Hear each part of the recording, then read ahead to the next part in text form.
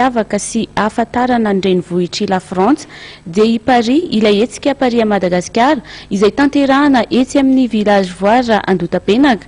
Androany no nanokafana tamin'ny fomba ofisialy ity hetsika ity ary isany nanokatra izany tamin'ny fomba ofisialy ny ministry ny fizahantany Lafrantsa ka androany.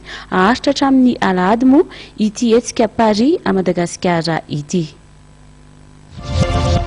Torefel azy noely miaraka amin'ny haingo tahaka ny any Paris, entana maro samihafa mety hita any Paris, ireo isany misongadina eny amin'ilay hetsika andiany voalohany eny amin'ny Paris A Madagascar, karakarainy ny design izay nisokatra tamin'ny fomba ofisialy tamin'ity androany ity.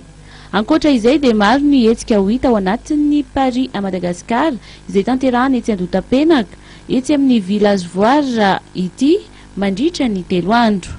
Rehefa manontany olona isika dia tafiditra ao anatiny foana hoe voaly Paris. Paris koa satria raha eto Madagasikara ny mpianatra izay afaka baka dia matetika Paris ny première destination.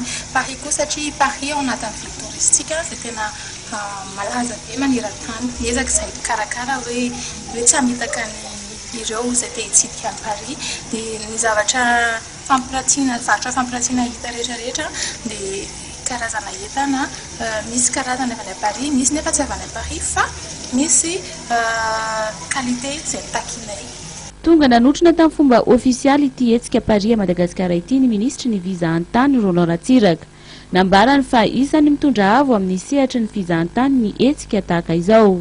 Fisin'ity eto an-toerana dia ezaka ho an'ny izay olona tia mantatra bebe kokoa momba ny Paris, miezaka mba tia ampafantatra ny Paris zany ny zava-pikarakara. Dia fantatsika moa fa Paris zany numéro 1 mondial zany raha resaka hoe fizahantany no resana amin'ny ville de Paris zany. Dia tsika zany betsaka hoe tsy afaka mivoaka dia anjarantsika no mampiseho hoe takina ahoana ny ivelany.